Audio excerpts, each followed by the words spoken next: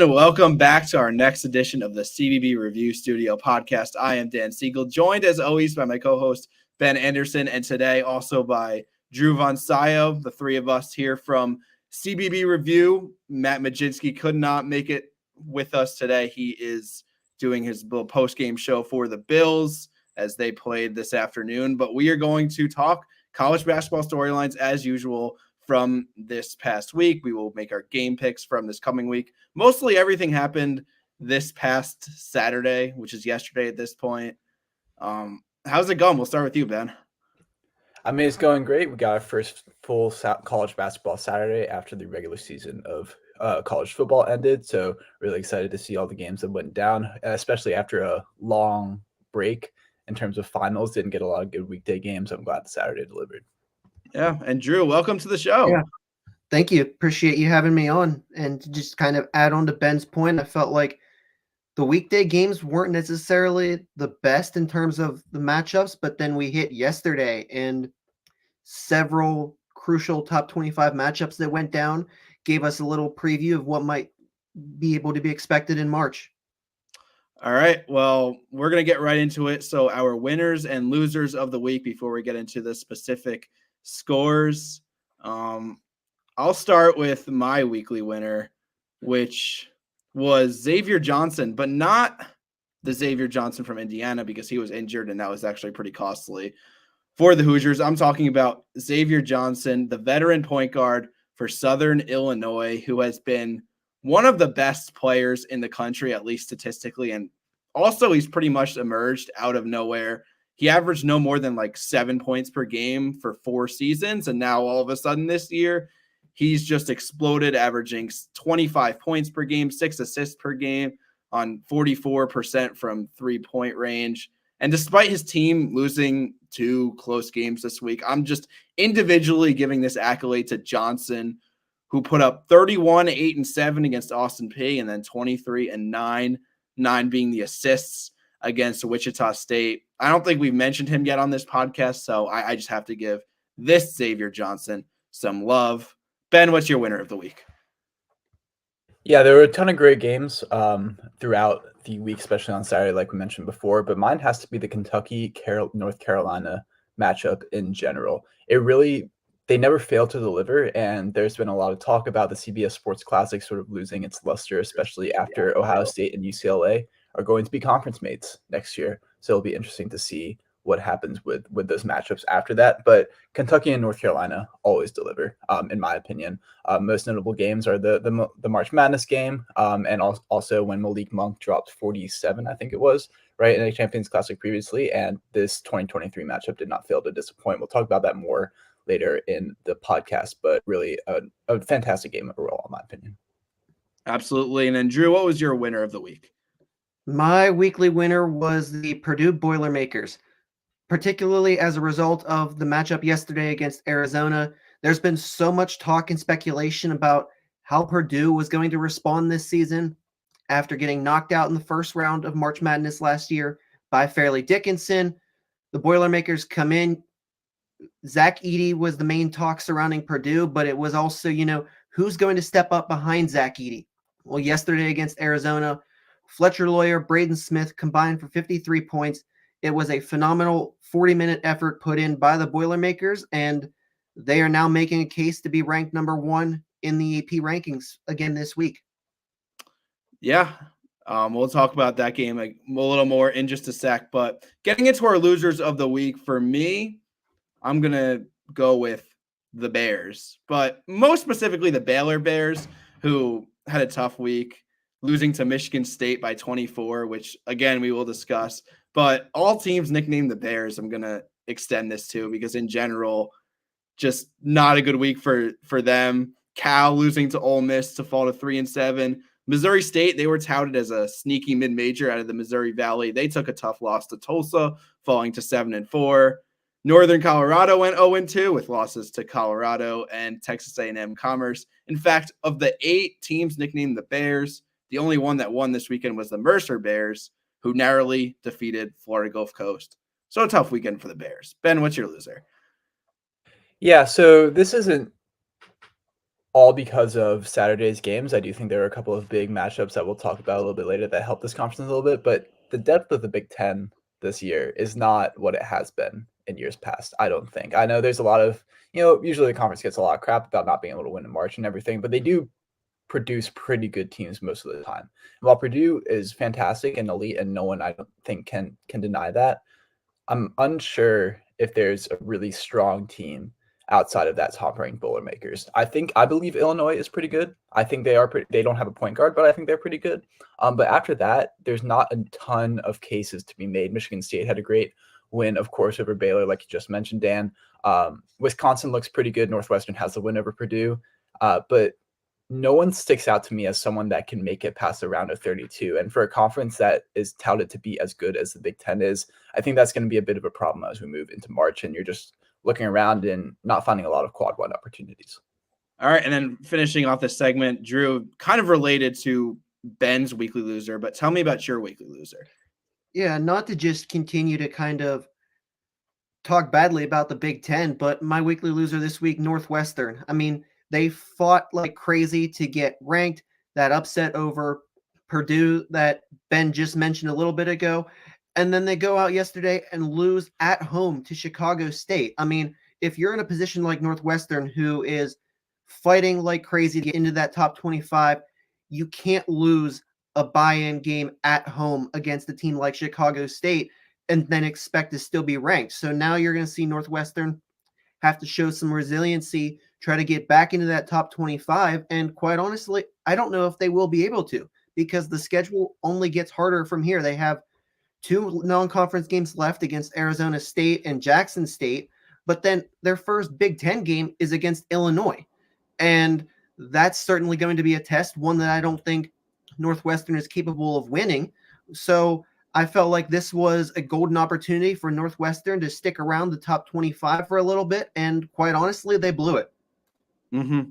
Well, at the very least, it gives Chicago State a transitive win over Purdue, who might be ranked number 1 in the 8 people, like you mentioned. So that's pretty cool, but absolutely agreed on that point.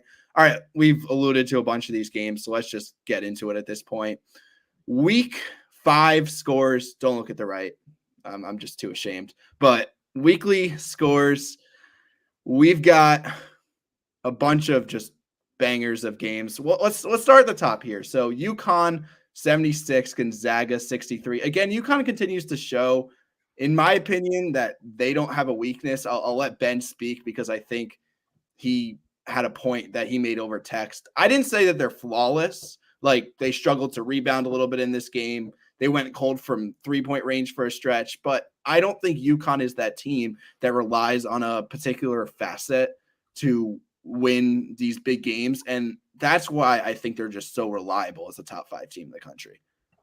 Yeah, absolutely. I think Connecticut just looked a cut above the Zags the entire game, and that doesn't mean they look a cut above every single team in the country, because I do think Gonzaga has their own issues that will be probably sorted out during West Coast Conference play, but they're not going to face a test like they did on Friday again for the rest of the season, I believe. But when you look at the Huskies, there isn't a way to beat them that is glaringly obvious, I don't think. Mm-hmm. Like, we'll talk about this a little bit later, but if you can shut down Purdue's guards, you will probably win, right? If Arizona has some inexperience, I think, along the in terms of consistency between the teams, and I think if you exploit that, you probably win. There is no, I'm unsure of a point in Connecticut's roster where you're like, oh, if we exploit that weakness, then the chances go up dramatically that we win.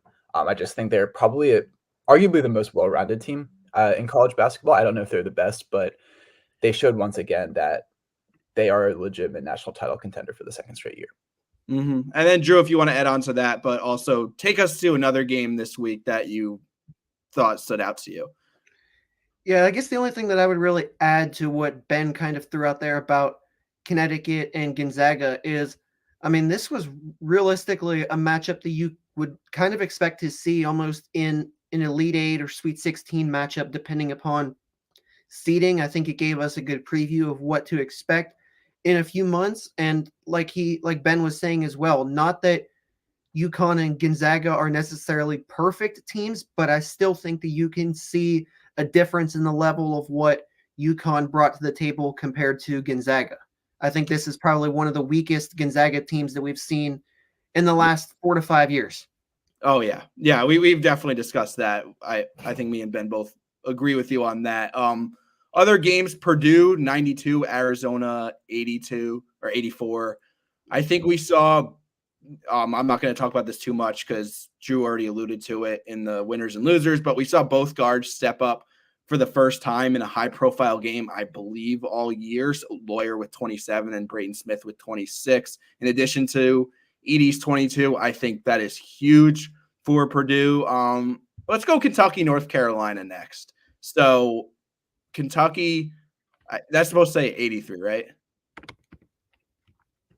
Yes, that is. Yes, Okay. that is I 83, thought that is yeah, 83, not 63. That's I correct. thought that was the game I watched. Yeah, it was a it was a closer game. Kentucky 87, North Carolina 83, as expected. Just a shootout and a track meet. Kentucky won, in my opinion, for two reasons. I think their depth was better, and when you're 7 and 8 deep, or like Rod Dillingham and Adu Thiero, like that's pretty hard to stop. And then from a UNC perspective, Drew, you could add on to this. Bacot just underwhelmed again, just 9 points, and they're just not able to get him those looks. It's not like he just wasn't hitting from, the post. Like he would only went 3 for 4 in field goal attempts. So UNC's offense is improved, and it's a lot predicated on shot making, but a big sacrifice they've made is Armando Bacot and just how dominant he's been over the last 2 to 3 years. Absolutely. And whenever you get into a situation like North Carolina finds itself in with Bacot, who is so much of the Tar Heels offense, I mean, currently averaging a double-double this season. When you get teams like Kentucky that know how to take him away and contain him as much as possible, he only had 9.6 rebounds against the Wildcats. When you limit a guy who has success like Bacot to those numbers, North Carolina has to find other ways to score points. And you saw against Kentucky that they found ways to do so, probably not as well as they would have liked. I mean, RJ Davis still put up 27, but outside of Davis, he really only had one player. It was Cormac Ryan, who was even within a decent game offensively. So it just goes to show that North Carolina has talented players in its starting lineup, but outside of the main three guys, they don't really have much going for them. And then, Ben, any of the other games you want to take us to? I think we have 4 more that we haven't really touched on yet. Yeah, just quick shout out to RJ Davis, though. You touched on that for just a second, but in his last few games, he's scored 23, 30, 27, 27, 26, and 27.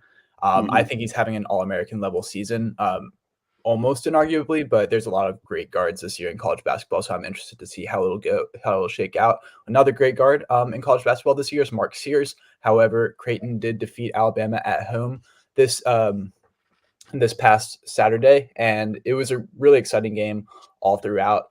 The Crimson Tide once again struggled guarding big men. This time it was Ryan Kalkbrenner. Last time it was Zach Edey. Kalkbrenner had a monster game. He was the difference for the Blue Jays, in my opinion, in that game, and it was a great home environment. I think Creighton is one of the more underrated places, home environments in the Big East and the country. So it was great to see that show out on TV as well in that primetime Fox slot.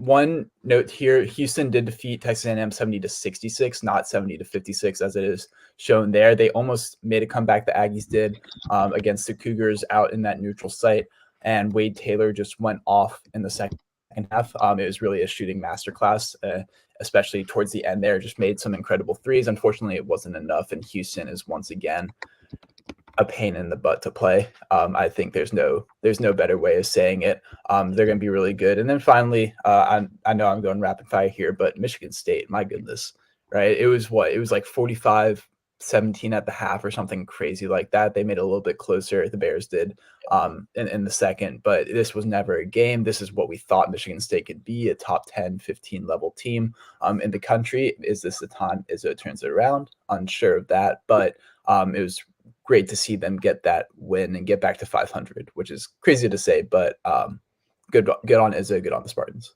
Yeah, I don't know. Maybe that's regression to the mean, like based on what we saw in the preseason or thought in the preseason. Like Baylor's kind of impressed us a little more, and Michigan State has disappointed us. I did not expect an 88-64 result, but I guess that'll happen in any given college basketball night. Good to see for Michigan State for sure.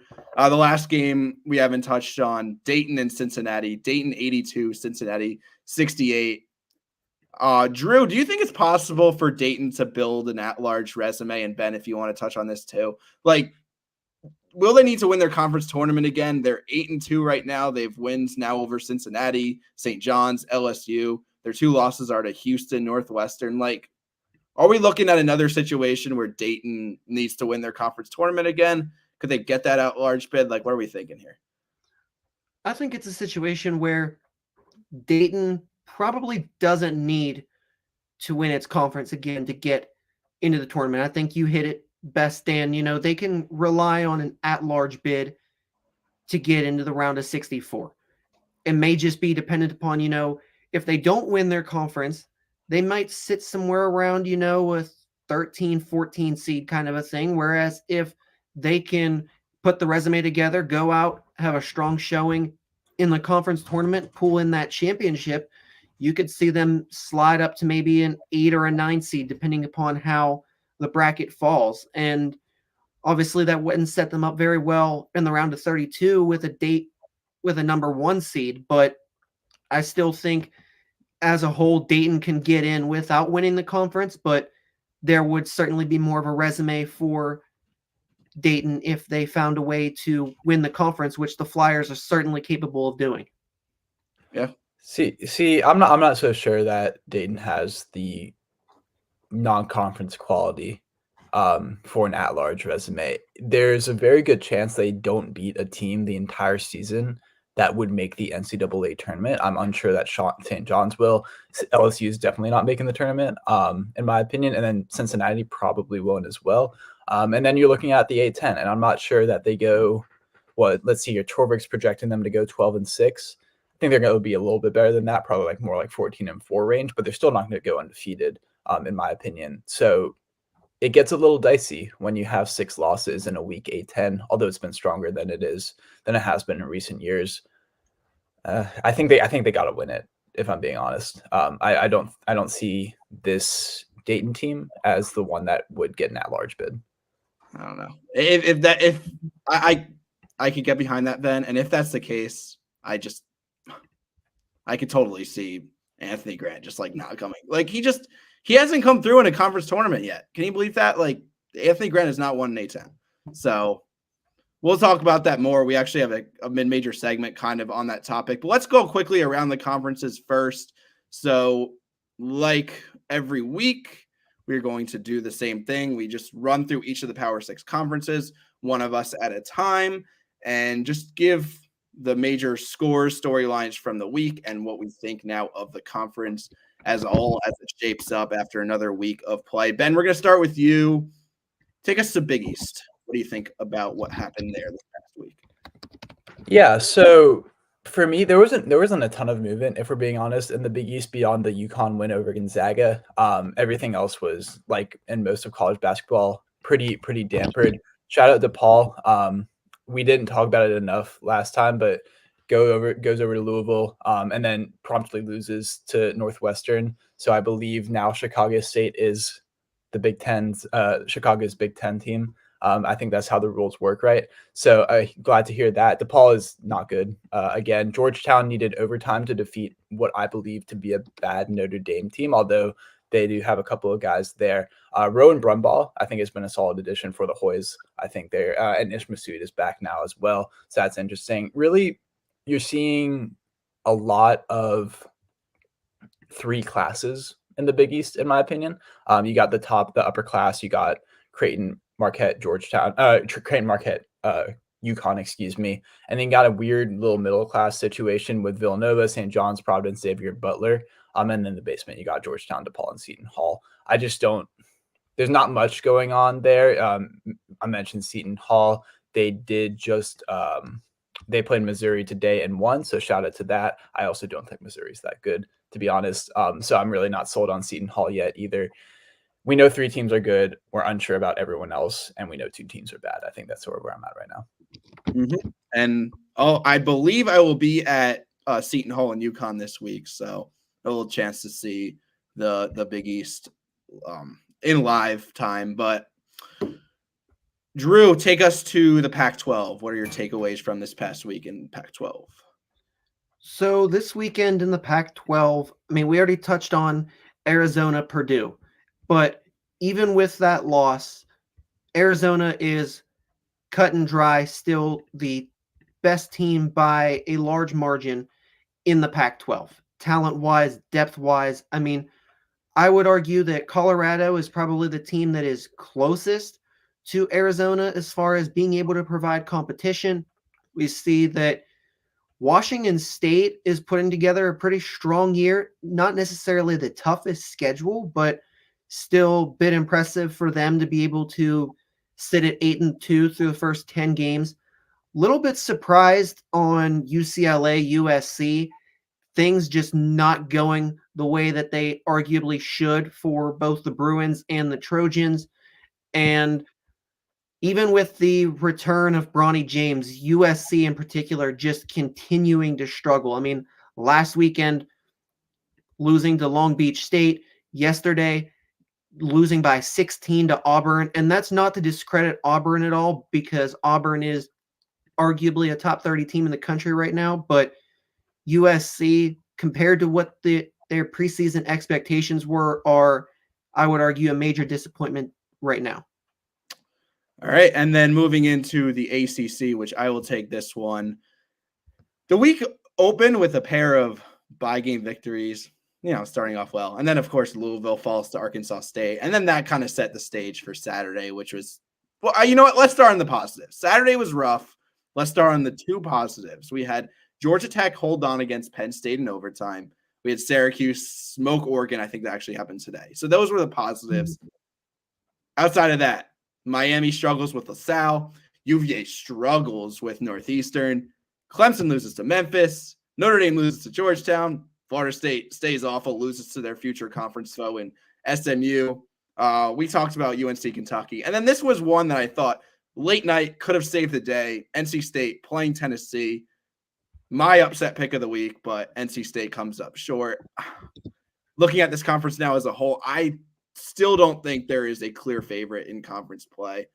I don't think there's even close to a clear favorite. Like, we could probably narrow it down to Clemson, UVA, UNC, but like Duke, Miami, resume-wise, are a step behind. But who's to say like 3 months from now that's still the case? So there's 5 teams that could legitimately win this conference in the regular season right now. There will be a huge fight for that double bye in the conference tournament. As far as outside of that, Syracuse, they continue to take care of business. Their only losses are to ranked teams. Could we call them number 6 in the conference? 6 through like 13, 6 through 12, I guess. It's just so up for grabs. We know Louisville is bad. We know Florida State is bad. We know Notre Dame is bad. That's probably the only things we know about the ACC. So a little bit better overall than last year. That's more due to the top, but that's what we're looking like in the ACC. Ben, take us to the Big Ten. We talked about this a lot in our winners and losers. You talked about the depth being bad, but just more results from this weekend, more takeaways. Yeah, I'll touch real quickly on the middle class of this conference right now. A game we didn't mention, but it was probably pretty impactful overall, is Indiana, Kansas. Yeah. Kansas went in and looked not great. Dan and I were texting about this during that period. I'm not sold on Kansas being even maybe a top 5 team in the country. I don't know if that's a hot take, but I think that's where I'm at right now. Regardless, Indiana gave them a great game at home, ultimately fell a little bit short, lost 75-71. So good on the Jayhawks for getting out there. Also, the Hoosiers Auburn loss looks a little bit better now that they stuffed USC in a locker this afternoon. So good on them. I do think Indiana's a little bit better than we're giving them credit for. They got dangerous pieces, so I just wanted to give them a shout out there. Another team I want to give a shout out to is Nebraska. They just beat Kansas State today on the road. So that's also a great win for them. And now the Michigan State win looks a little bit better as well. They're 8-2. Only losses are Creighton and Minnesota. Minnesota won a little bit of a head scratcher, but I'm a believer in this Fred Hoiberg team, they might be like the 5th best team in the conference. And if you told me that at the end of the year, would not be surprised in the least. And then finally, shout out to Maryland. The Terrapins didn't have a big opponent.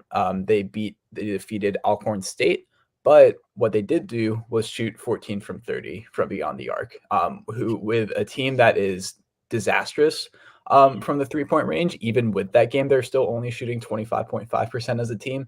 I did want to shout them out for shooting nearly double their season-long average. So good on the Terps. They also beat Penn State on Wednesday as well. So good for them. Good for them in this spot right here as well. Yeah, we had some funky results in the Big Ten, like results that completely defied what has been built up for us to believe the beginning of the season. But that's what college basketball is about. Drew, take us to the SEC. What were your takeaways from that? So as far as the SEC, I don't think any of us would be sitting here, 2 months ago and expecting Ole Miss to be sitting at 10-0. I think that's kind of a shock to a lot of college basketball fans. But on the flip side, though, the Rebels don't really have a whole lot of quality opponents that they've played so far, Memphis being the only one that I would label as a quality win.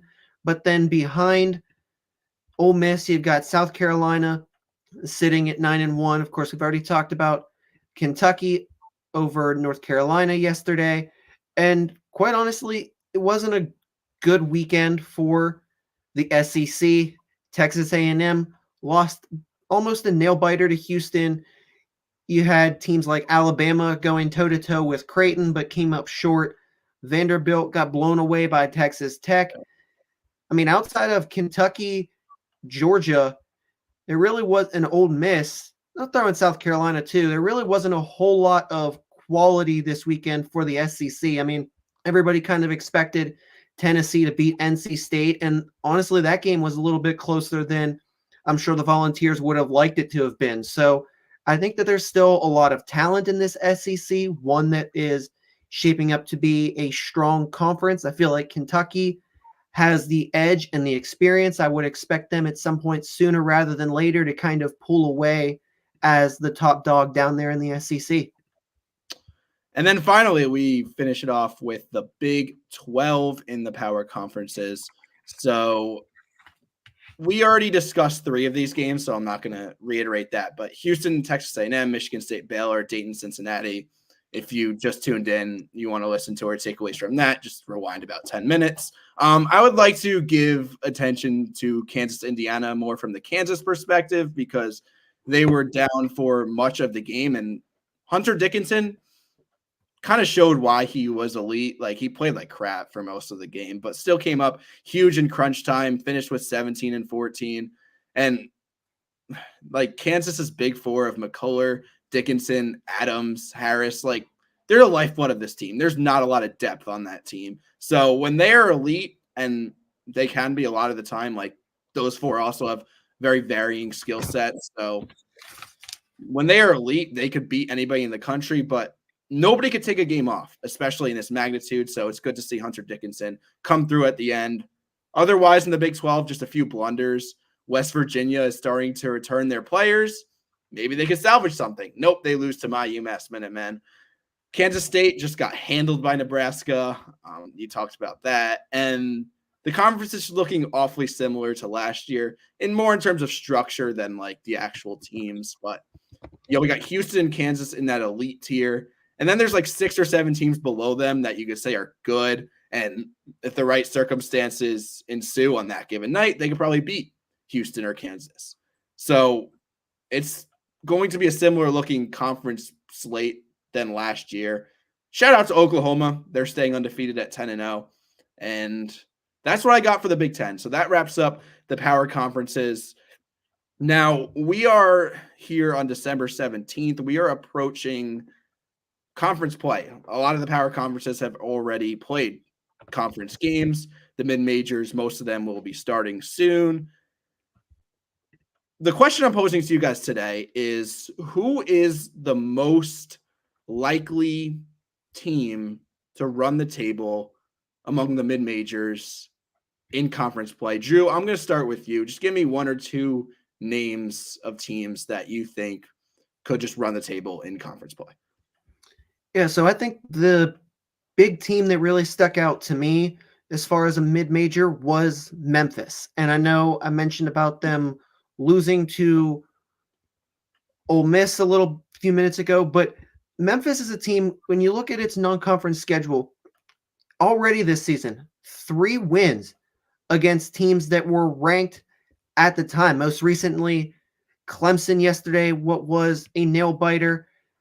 Memphis beating, teams like Arkansas earlier this season, and then also Michigan, who was maybe ranked towards the early part of the season. So Memphis is a team I feel like that can Texas A&M as well with a win over them last week. I feel like Memphis is a team that could really run the table in the American Conference. And, you look at that conference, you have FAU who had its Cinderella run last season. You've got a team like Tulane that is very strong. But whenever you look at the schedule so far for FAU and Tulane, the quality of wins doesn't stand out to me the way that Memphis schedule does. And I feel like if any team can run the table and tack on something to its resume heading into March, it would be Memphis.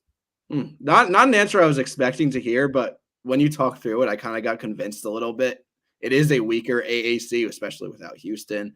And by the way, I call this mid-major segment, but it's basically just giving love to anybody outside the Power Six. I know there's like a 3-tier system, we believe, but Ben, I'll pose the same question to you. Yeah, so there's basically 2 ways you can think about it. One is which teams do you think are the best mid-major teams, right? And which ones do you think are the most likely? And I think that, Dan, you're going to go towards the best, and you got a couple of teams in mind, so I'll let you speak on those. So I'm going to go the other direction. 2 teams that stick out to me are Colgate and McNeese State.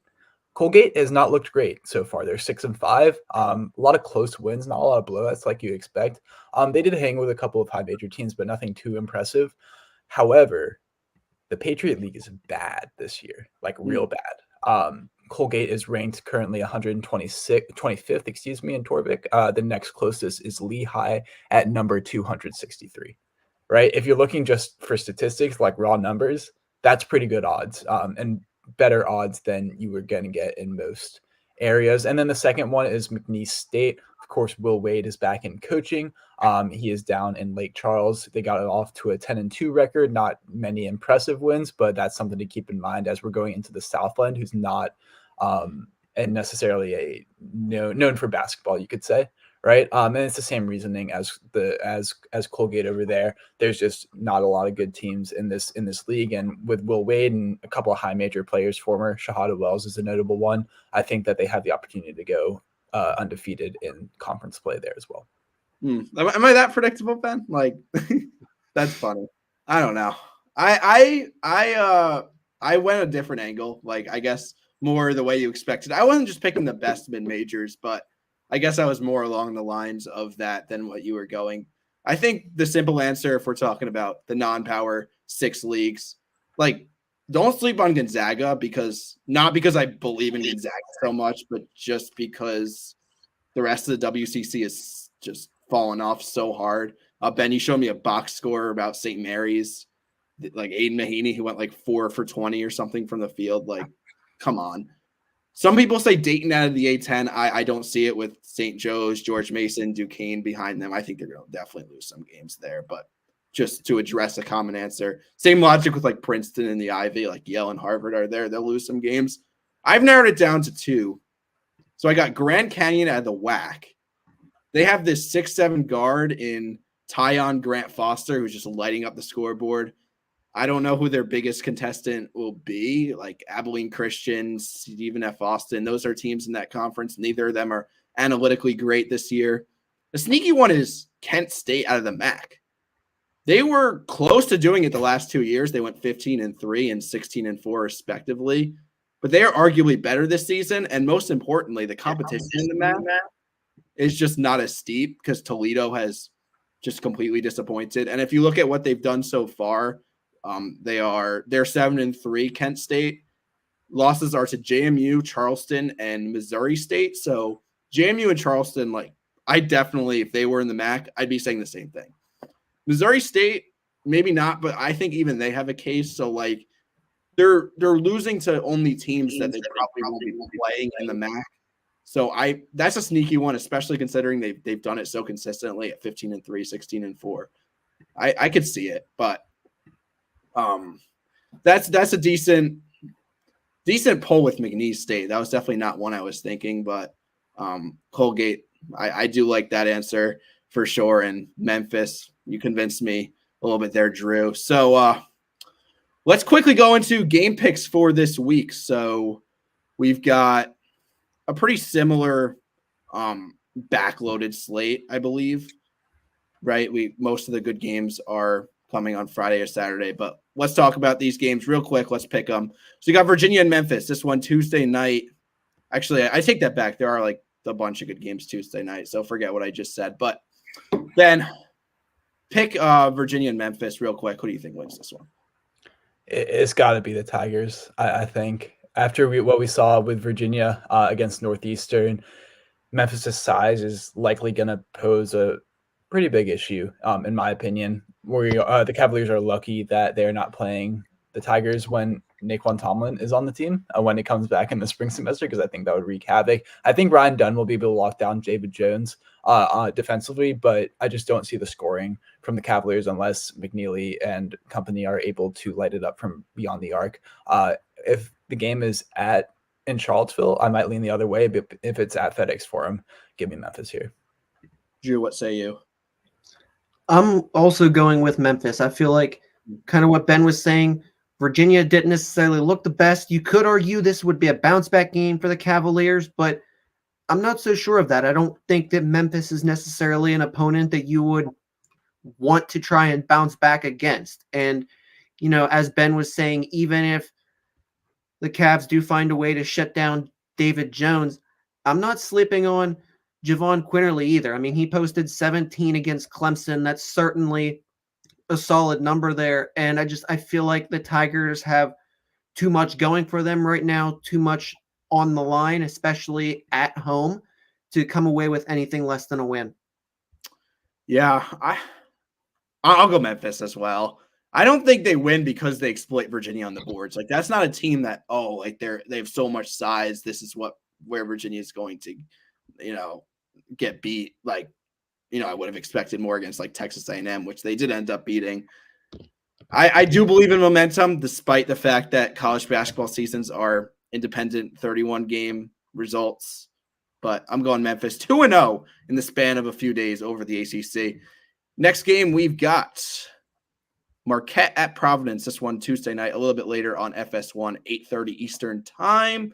Drew, we'll start with you for this one.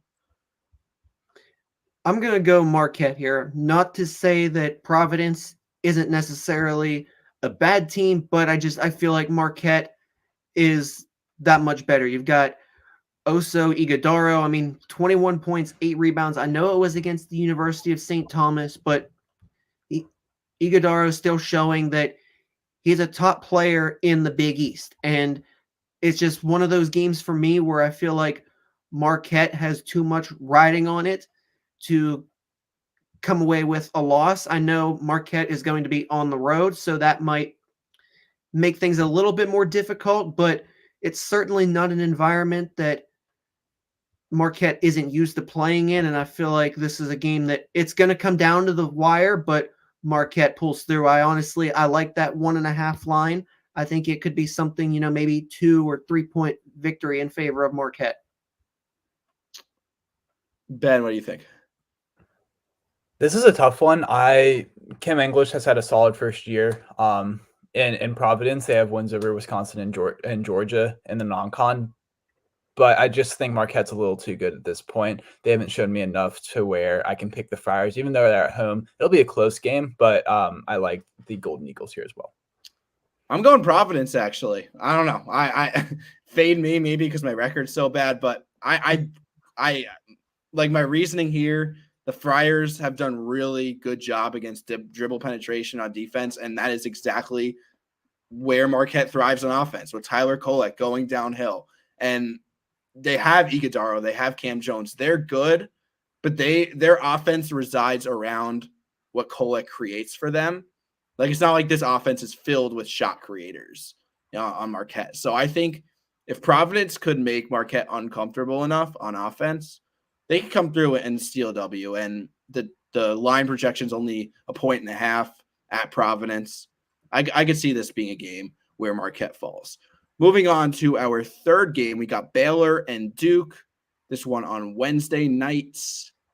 And I am going to go with the Blue Devils. Baylor showed me this weekend that maybe they're not all that every night offensively. I'm not expecting like a single-digit performance again from Jacoby Walter, but I think Duke has been able to do a better job getting Filipowski up in that high post where he just operates so well. I think they'll be able to do that successfully against Baylor. Give me the Blue Devils. We'll go to Ben next. I'm going to disagree with you here. I like Baylor in this situation. It all depends on what Tyrese Proctor's health is like. I know he hasn't had the best start, but Duke isn't particularly deep in the guard position, in my opinion. So I think that him playing is really important. If they don't, I really like Nunn and Ray J. Dennis, and Walters, and just generally Baylor's perimeter a little bit more. I think Joshua Olajuwon can hold his ground with Filipowski. He's going to get his, but of course. But overall, I just think that Baylor's a little bit better at this point. Give me the Bears. And then Drew. I'm also going to roll with Baylor on this one.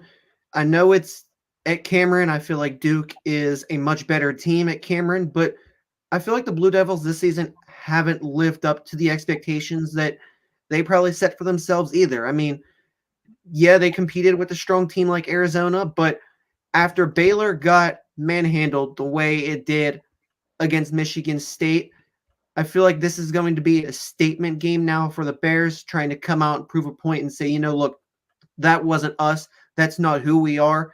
And Duke is as good of an opponent as ever to make that statement against. And now if Baylor can come out, show some of what we saw from them earlier in this season, even right up until that Michigan State game, Baylor can try to earn back some of the respect maybe that was lost after that terrible display against the Spartans. I mean, you can't get away with posting 17 points every half, but with the talent that Baylor has, like Ben was saying, with guys like Ray J. Dennis, I don't see Baylor having another half like that.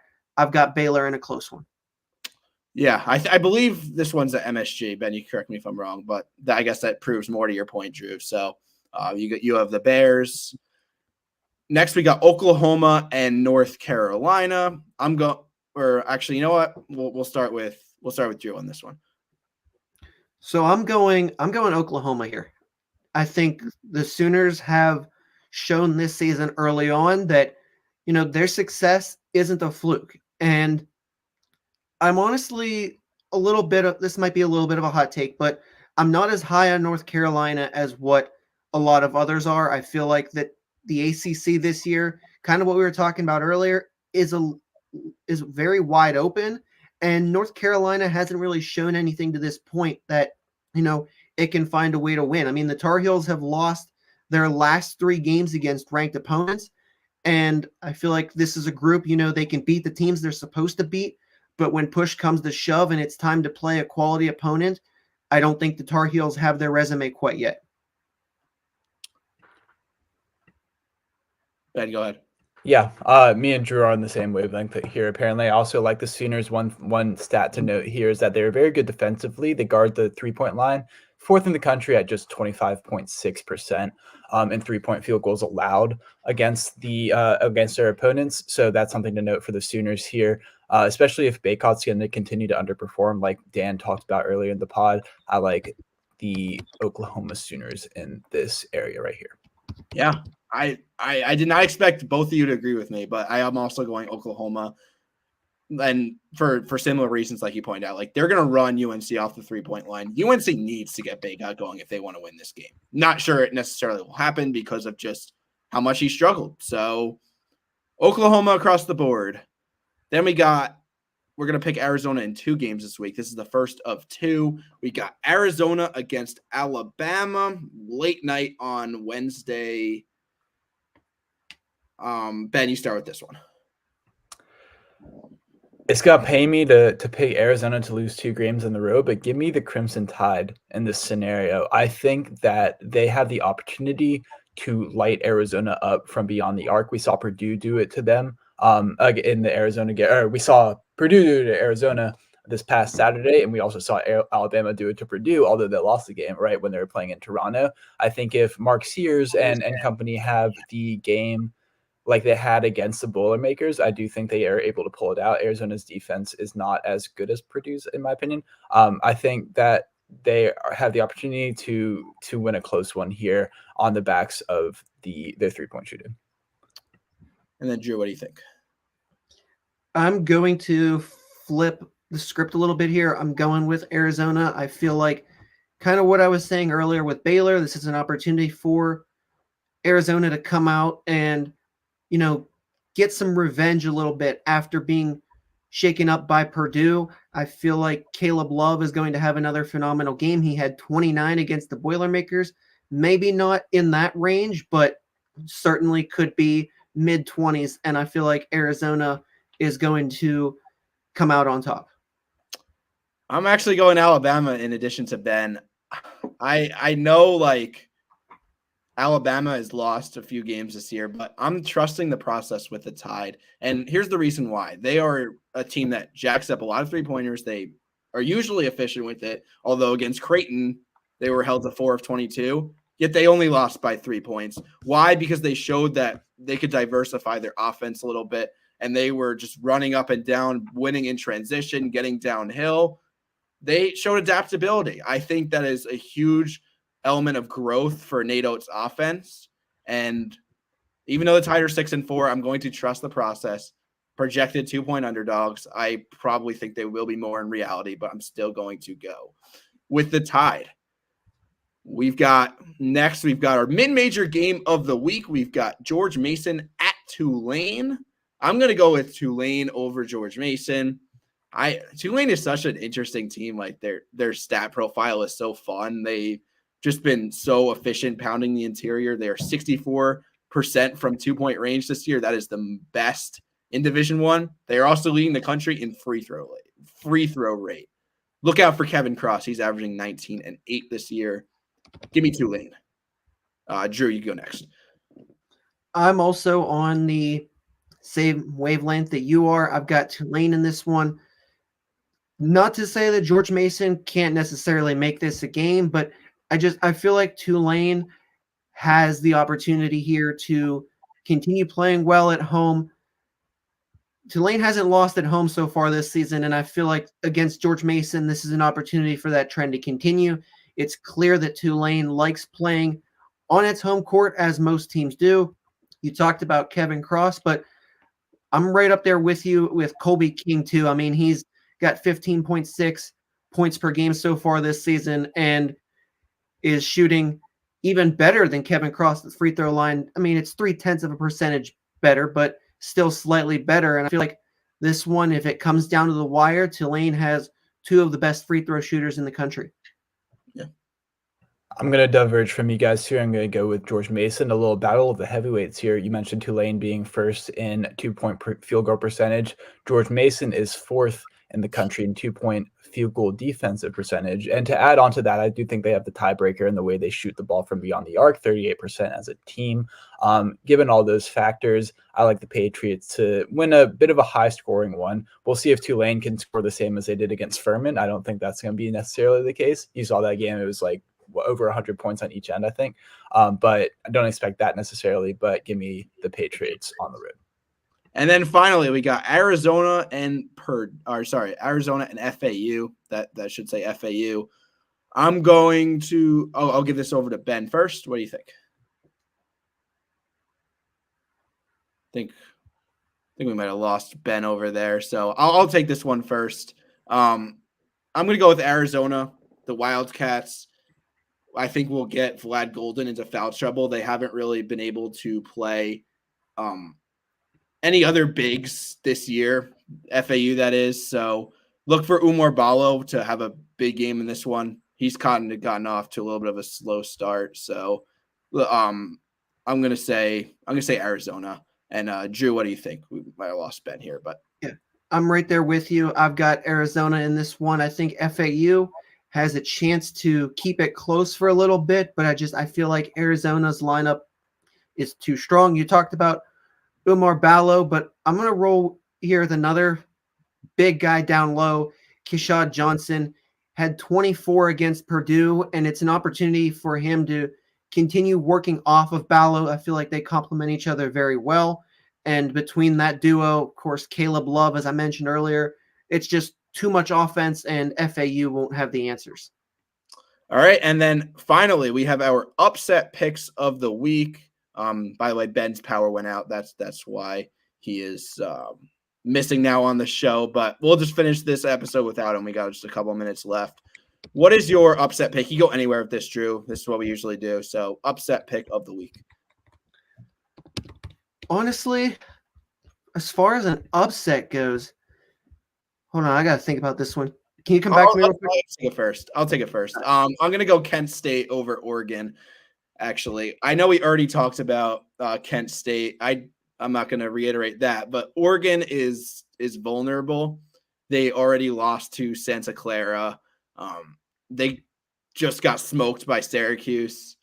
And this is not a great Thursday night slate. So usually with these upset picks, I like to pick the nights where there's not a lot of like power conference games. So there's hopefully something interesting to watch for. Watch for Kent State.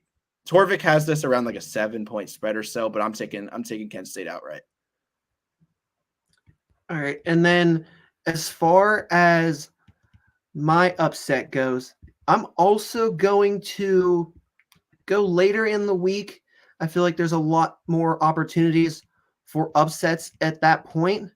And I'm going to go with, there's a chance here that, where are we at here? I feel like Lehigh could compete with Boston College. We talked about the lower team in the ACC, not necessarily being the best. Boston College right there among those. Lehigh, I know Ben was talking about it right before his power went out, is arguably the second best team in the Patriot League. And Lehigh, you've seen them go on tangents where, they look like a mid-major that could sneak into March.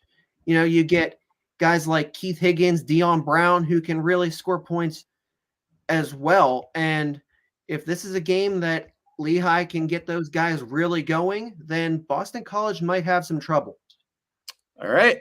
Yeah, I agree. I mean, it's never a bad idea to pick Boston College to lose like a really bad game because I think their worst this year has been Loyola Chicago, but it seems like every year they have at least a couple. So not a bad pick there.